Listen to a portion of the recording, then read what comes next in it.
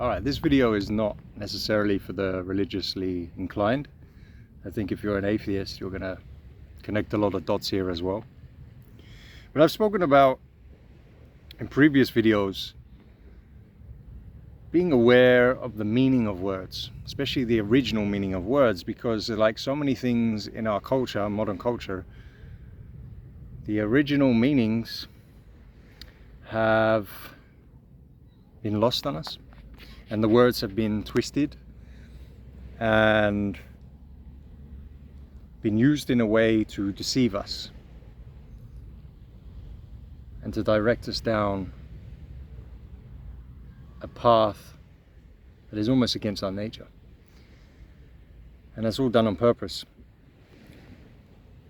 And none more so than the word sin and the words antichrist as well. So the word sin, like most people up until very recently, I thought the word sin meant to do bad things, right? To do evil, commit evil acts, evil crimes that God will punish you for, and potentially live in hell or something like that. But the original word sin comes from the Greek word hamartia. I'm pretty sure that's how it's pronounced. I should know that, seeing as I live in Cyprus. So hamartia, the translation of that word means simply to miss the mark. To miss the mark, as in almost like you're, in archery, you just miss your target, you miss your mark. That's the original meaning of the word sin. Nothing to do with evil or bad or anything like that. Just to miss the mark. Now, in relation to that word, how it was used, in a biblical sense, it was used to miss the mark of how God intended you to live, how He prescribed you to live in a righteous way. That's it. That's it. No evil. I mean, it was corrupted. The original word sin was then corrupted initially by the Romans, and to be used in a way that morally, and then through via a law-based system to link it to the law and everything else. So essentially, you behave and you be a good boy. But yeah, that's all it means. To miss the mark of God's teachings. And what are the things that He taught? He taught kindness, He taught love, He spoke about forgiveness, mostly humility as well.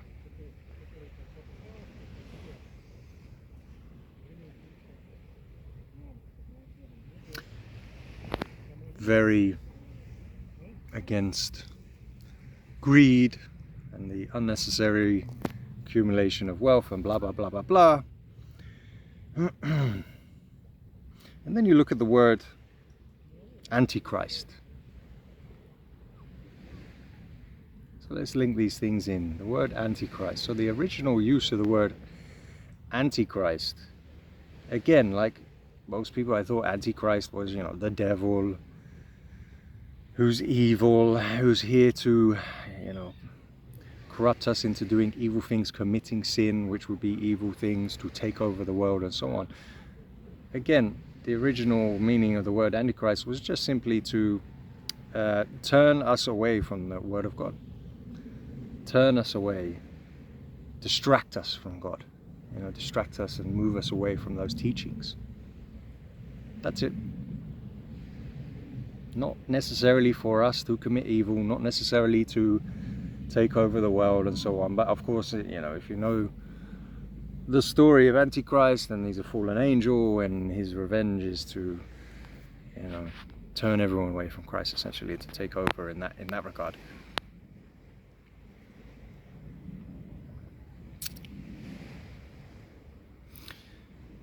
And it's funny,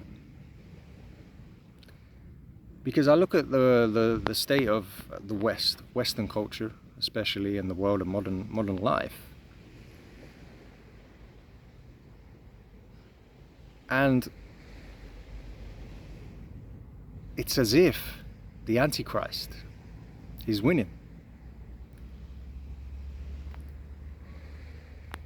we talk about saving the West. You know, we have to save the West. I've spoken about this, you know, done some videos on it. We have to save the West. We can turn the West around and so on. What do we mean by the West, really? Most people would define the West, generally speaking, based and created around Christianity, Christian virtues. Now some people debate that. They'll trace it back to maybe some more pagan roots and so on, but maybe that's a video for another time. Generally speaking, it's founded and built upon Christianity. They talk about this is the West and this is the values that we hold. If that's the West you're talking about, then surely it died a long time ago.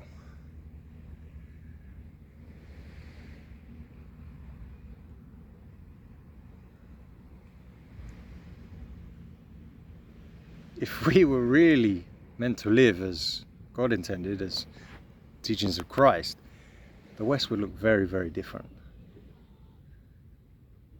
We could dive into it more deeply, but to save time, essentially, what the West really is now, it's this machine. It's the best way to describe it. It is a machine. And what is driving the machine is money, more than anything, right? Say it's capitalism. I think capitalism is the best system that we have. But like old Rockefeller said, liberty creates wealth and wealth destroys liberty. It's been an amazing tool for us to liberate us in many ways and to give us some great things, but it turns on itself, and that's happened, and that started a while ago, and we're at sort of end stage capitalism now.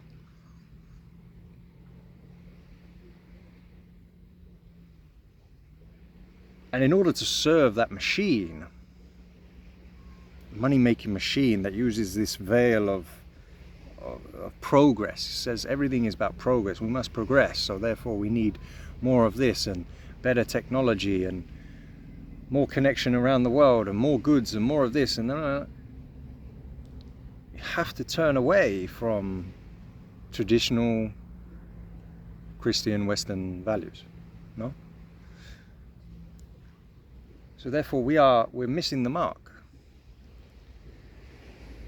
We're living in sin. Aren't we all living in sin? Aren't we all here? The machine is sin. The machine is maybe what's growing is, but that, if you look at it from a biblical religious sense, isn't that the antichrist spreading and taking over and moving us away and making us all miss the mark?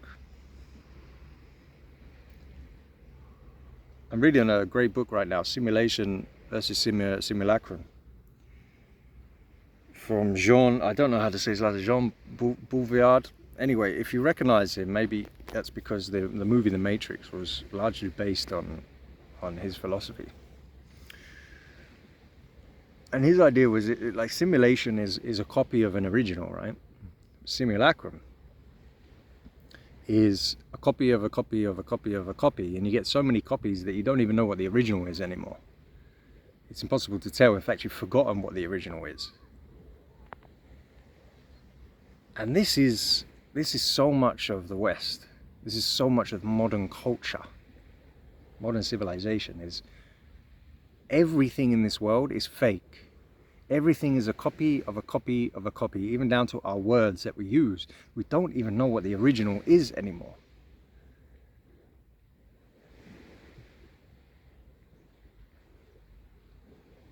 Eventually I'm here on the beach. Eventually that will be a copy. This will almost cease to exist, where people won't even use it. They'll just go there. Virtual reality. Plonk themselves down in front of any beach in the world, and they'll be able to simulate all the sounds and noises and smells. I like the Matrix, almost.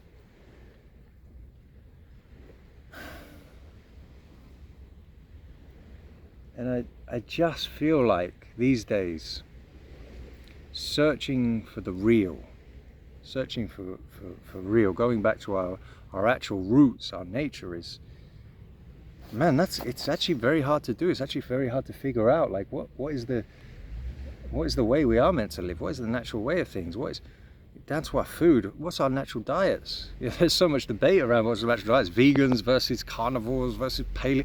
It was like, we almost don't know anymore. Now Jean, who wrote that book I mentioned about, he's kind of pessimistic on this. He thinks we're so far gone, we have so many copies that we don't know what the originals are anymore. We can't go back to our nature. And Carl Jung, he said, in order for society to thrive, it has to live as close to its nature as possible.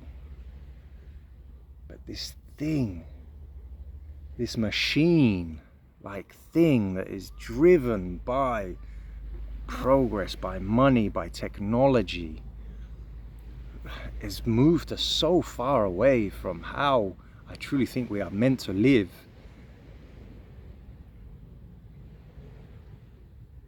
That it is very difficult to go back there.